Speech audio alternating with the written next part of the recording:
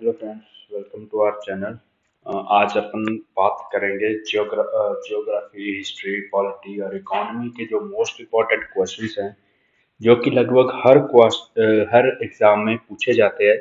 लेकिन आज हम जिन क्वेश्चंस की बात करेंगे वो बेसिकली हम लोग जियोग्राफी के क्वेश्चंस की ही बात करेंगे और कोई क्वेश्चंस की बात नहीं करेंगे। लेकिन आने वाली वीडियोस में मैं आपको पॉलिटी के, हिस्ट्री के और इकोनॉमी के भी क्वेश्चंस यहाँ पे अपलोड करूंगा। अभी हाल फिलहाल हम ज्योग्राफी के लगभग 500 क्वेश्चंस की, जो कि बहुत इम्पोर्टेंट है, चाहे वो एसएससी हो, चाहे वो सीईटी हो, यूपीएससी हो, स्टेट पीसीएस हो या बैंकिंग का कोई एग्जाम हो, जहाँ पे ये हर जगह पे जहाँ ये काम आते हैं, इन सब्जेक्ट्स के क्वेश्चन, उनकी हम आने वाले दिनों में बात करते रहेंगे। उनके रिलेटेड मैं वीडियोस डालता रहूंगा। लगभग 20 से 30 क्वेश्चंस हर वीडियो में होंगे। अगर आप इन क्वेश्चंस को अच्छे से कर लेते हो तो आपके लिए गवर्नमेंट कॉम्पिटिटिव एग्जाम है जो वो ज्यादा टफ नहीं रह जाएगा। चलो देखते हैं फर्स्ट क्वेश्चन हमारा। तो हमारा जो फर्स्ट क्वेश्चन है, द अर्थ। ये देखिए, जैसे मैं आपको पहले बता दूं कि इस साइड हमारा हिंदी में है और इस साइड इंग्लिश में है। तो जो हिंदी के बच्चे हैं वो यहाँ से इसको रीड कर सकते हैं क्वेश्चन को, और जो इंग्लिश वाले बच्चे हैं वो इसको यहाँ से रीड कर सकते हैं। लेकिन ये ध्यान रहे कि मेरे आंसर देने से पहले पहले आप इसका एक आइडिया लगा लो कि इसका राइट आंसर ये हो सकता है। तो देखते हैं first question, the earth rotation does not cause, कि पृथ्वी के घूर्णन के कारण क्या नहीं होता है।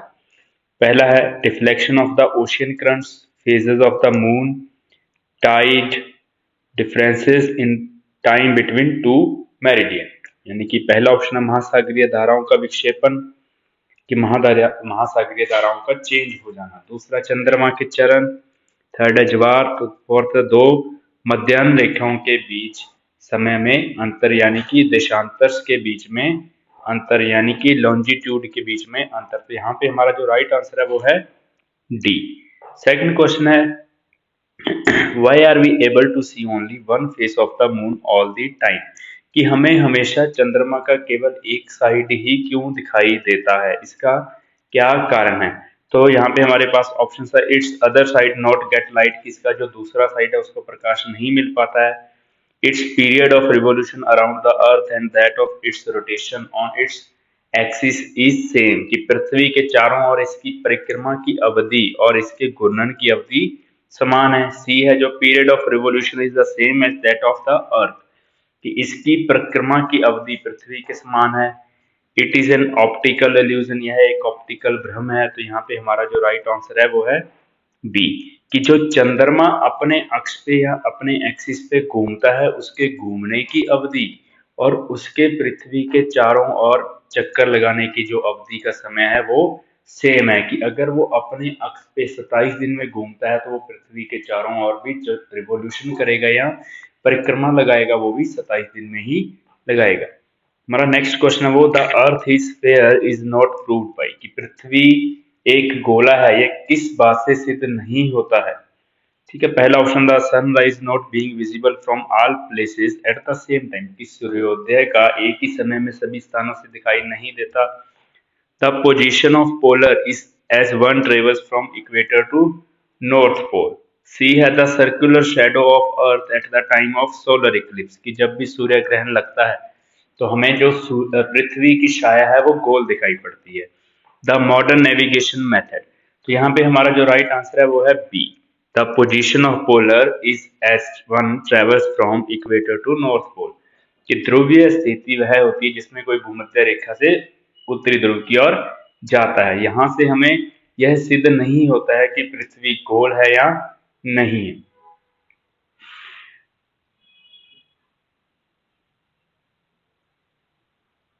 तो हमारा जो फोर्थ क्वेश्चन है वो है, which of the following best describes longitude, कौन सा देशांतर का सबसे अच्छा वर्णन करता है। उत्तरी और ध्रुवी ध्रुवों को जोड़ने वाली एक काल्पनिक रेखा, ग्रीनविच मेरिडियन के पूर्व या पश्चिम में एक स्थान के बीच की दूरी, पूर्व या ग्रीनविच पूर्व या पश्चिम में ग्रीनविच मेरिडियन की कोणीय दूरी, पृथ्वी की सतह पर एक स्थान की स्थिति, प्रमुख मध्याह्न रेखा। तो हमारा जो यहाँ पे जो बेस्ट डिस्क्राइब करता है वो है an imaginary line joining north and south pole की उत्तरी और दक्षिणी ध्रुवों को जोड़ने वाली एक काल्पनिक रेखा, वो हमारे देशांतर या लॉन्जिट्यूड को अच्छे से डिस्क्राइब करता है। नेक्स्ट क्वेश्चन है हमारा जो the south pole experience continuous light at, कि जो साउथ पोल है, दक्षिणी ध्रुव है, उसमें किस समय पे वो पूरी तरह लाइट उसको मिलती रहती है, यानी कि अंधेरा नहीं होता है। तो इसका राइट आंसर है समर सॉल्स्टिस या ग्रीष्म काल संक्रांति के टाइम पे। नेक्स्ट क्वेश्चन है the shortest day in Australia will be, कि ऑस्ट्रेलिया में सबसे छोटा दिन कौन सा होगा। कि जैसे हम लोग नॉर्दर्न हेमिस्फेयर या उत्तरी गोलार्ध की बात करें तो यहाँ पे सबसे छोटा दिन 22 दिसंबर को होता है। और हमें पता है कि जब इंडिया में या उत्तरी गोलार्ध में, नदर्न हेमिस्फेयर में जब गर्मी होती है तो ऑस्ट्रेलिया में उस टाइम पे सर्दी होती है, यानी कि यहाँ पे सबसे बड़ा दिन कब होता है इंडिया में या उत्तरी गोलार्ध में, 21 जून को। तो 21 जून को ऑस्ट्रेलिया में सबसे छोटा दिन रहेगा, 21 जून को। नेक्स्ट क्वेश्चन है हमारा formation of rift valley is due to, कि दरार घाटी का निर्माण किसके कारण होता है। Option the formation of fold mountains, the forces of tension in the earth crust, the subsidence of a floor of river valley, the over deepening of a valley by ice action. इसका जो right answer है कि पृथ्वी की पपड़ी में तनाव के कारण, the forces of tension in earth crust, इसके कारण जो वैली बनती है उसको क्या बोलते हैं, रिफ्ट वैली या दरार घाटी कहते हैं। अगला क्वेश्चन है the decaying vegetation produces organic acids which causes A breakdown of minerals. एक क्षयकारी वनस्पति कार्बनिक अम्लों का उत्पादन करती है जिसके कारण की खनिज टूट जाते हैं। कि वेजिटेशन के डिके होने के कारण जो एसिड बनता है या अम्ल बनता है, उसके कारण जो मिनरल्स टूटते हैं, इस प्रोसेस को क्या कहते हैं। पहला ऑप्शन है physical weathering, chemical weathering, both A and B, या फिर केमिकल इरोजन। तो यहाँ पे अगर हम लोग बात करें कि एसिड्स या अम्ल के कारण कोई अगर मिनरल टूट रहा है तो उसको हम लोग क्या कहेंगे, केमिकल वेदरिंग, यानी कि रासायनिक अपक्षय। नेक्स्ट क्वेश्चन है हमारा जो one astronomical unit is the average distance between, एक गोलीय इकाई यानी कि एक एस्ट्रोनॉमिकल यूनिट किसके बराबर है। तो इसका राइट आंसर है अर्थ और सन के बीच की दूरी को, पृथ्वी और सूर्य के बीच की दूरी को हम लोग क्या कहते हैं, एक गोलीय यूनिट या एक एस्ट्रोनॉमिकल यूनिट के नाम से बुलाते हैं। नेक्स्ट क्वेश्चन है what is the gulf stream, gulf stream क्या है। ऑप्शन है ए cold current in Atlantic ocean, A cold current in Pacific ocean, a warm current in Atlantic ocean, a warm current in Pacific ocean.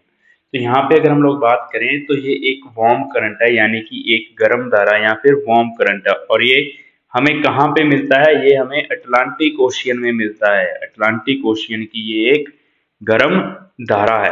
तो ये हमें Mexico के boundary पे मिल जाएगा, ऊपर यूएसए की बाउंड्री की, और फिर वहां से ये एक टर्न लेता है और वेस्टर्न यूरोप की तरफ चला जाता है। तो नेक्स्ट क्वेश्चन है हमारा वो है horse latitude is term applied, घोड़े के अक्षांश कहाँ के एरिया को कहते हैं। तो यहाँ पे हमारा जो राइट आंसर है वो है सी, कि 30 से 40 डिग्री नॉर्थ और साउथ के बीच के एरिया को हम लोग क्या कहते हैं, हॉर्स लैटिट्यूड, यानी कि घोड़े के अक्षांश कहते हैं। Which one is anti cyclone, कौन सा एक विरोधी चक्रवात है, यानी कि प्रति चक्रवात है। अगर हम लोग यहाँ पे ऑप्शन देखें, lower pressure system with clockwise wind in the northern hemisphere, की उत्तरी गोलार्ध में घड़ी की हवाओं के साथ कम दबाव प्रणाली। High pressure system with clockwise winds in the northern hemisphere, उत्तरी गोलार्ध में घड़ी की हवाओं के साथ उच्च दबाव प्रणाली। सी है low pressure system with clockwise winds in the southern hemisphere. फिर फोर्थ है D high pressure system with clockwise winds in southern hemisphere. अगर हम लोग एंटी साइक्लोन या प्रति चक्रवात की बात करें तो इसका जो सेंटर होता है वो हाई होता है, कि वो हाई प्रेशर वाला यानी कि उच्च दाब वाला इसका सेंटर होता है। तो यहाँ पे उच्च दाब, तो ये हमें दो जगह पे है उच्च दाब, यानी कि हाई प्रेशर हमारे पास दो जगह पे है, एक नदर्न हेमिस्फीयर में, एक सदर्न हेमिस्फीयर में। लेकिन अगर हम लोग यहाँ पे बात करें, जो हाई प्रेशर रहता है एंटी साइक्लोन में वो हमेशा नदर्न हेमिस्फीयर में रहता है, यानी कि उत्तरी गोलार्ध में रहता है। तो यहाँ पे हमारे पास राइट आंसर है बी, कि वो नदर्न हेमिस्फीयर में तो इसमें जो होता है ये क्लॉकवाइज घूमता है। नदर्न हेमिस्फीयर में जो एंटी साइक्लोन है क्लॉकवाइज चलता है और सदर्न हेमिस्फीयर में ये एंटी क्लॉकवाइज चलता है। तो यहाँ पे हमारा जो राइट आंसर है वो है बी। नेक्स्ट क्वेश्चन है हमारा जो वो है which one of the following is the characteristic climate of tropical savanna region. निम्न में से कौन सा उष्णकटिबंधीय सवाना क्षेत्र की जलवायु है। तो इसमें ये हमारा जो राइट आंसर है वो एक निश्चित शुष्क और गीला मौसम, a definite dry and wet season. Next question है हमारा which of the following pairs of states and countries they separate is wrongly matched. कि जल डमरूदे और देशों के निम्नलिखित में से कौन से जोड़े अलग करते हैं या गलत तरीके से मेल खाते हैं।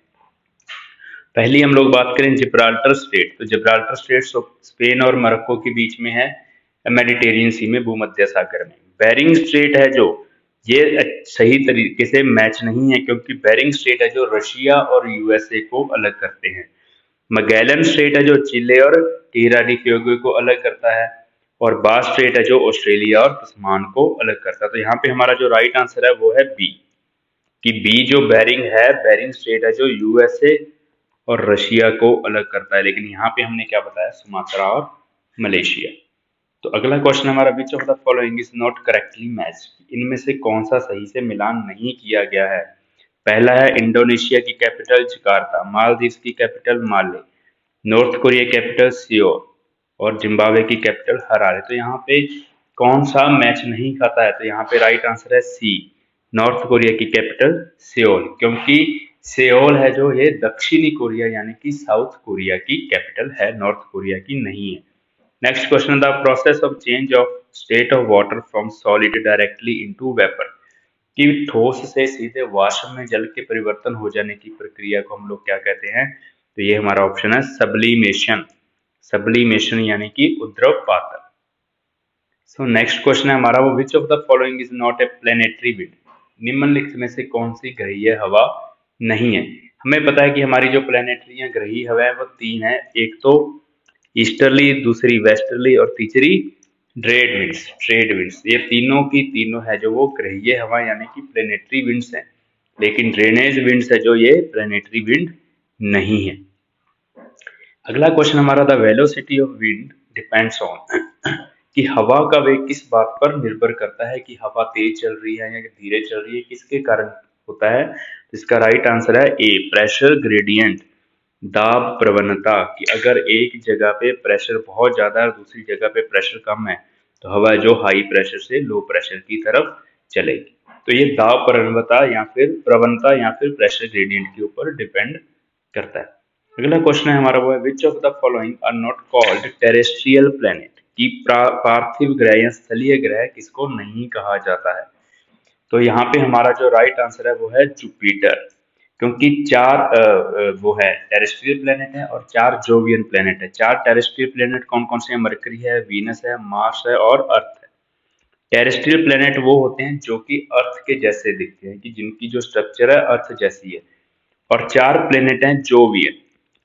जोवियन यानी कि जुपिटर जैसे, पहला सैटर्न यानी कि शनि, फिर यूरेनस, यूरेनस यानी कि अरुण, फिर नेपच्यून। तो ये चार प्लेनेट हैं जो जुपिटर, सैटर्न, यूरेनस और नेपच्यून, ये हैं जोवियन, और मरकरी, वीनस, मार्स और अर्थ ये हैं टेरेस्ट्रियल। तो अगला क्वेश्चन हमारा in order to their distance from the sun which of the planet lies between Mars and Uranus. सूर्य से उनकी दूरी के क्रम में कौन सा ग्रह मंगल और यूरेनस के बीच स्थित है। तो option earth and Jupiter, Jupiter and Saturn. तो ये देखिए, ये हमारा सन है, यहाँ पे हमारा मरकरी है, फिर वीनस है, फिर अर्थ है, फिर मार्स है, फिर जुपिटर है, फिर सैटर्न है, फिर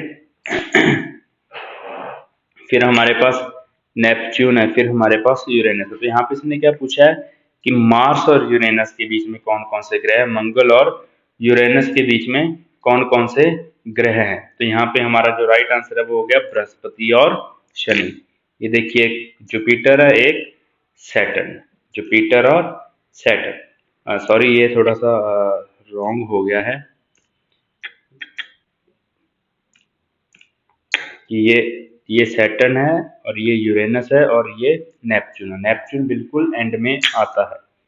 ठीक है, तो ये यूरेनस और मार्स के बीच में कौन कौन से हो गए, जुपिटर और सैटर्न, बृहस्पति और शनि।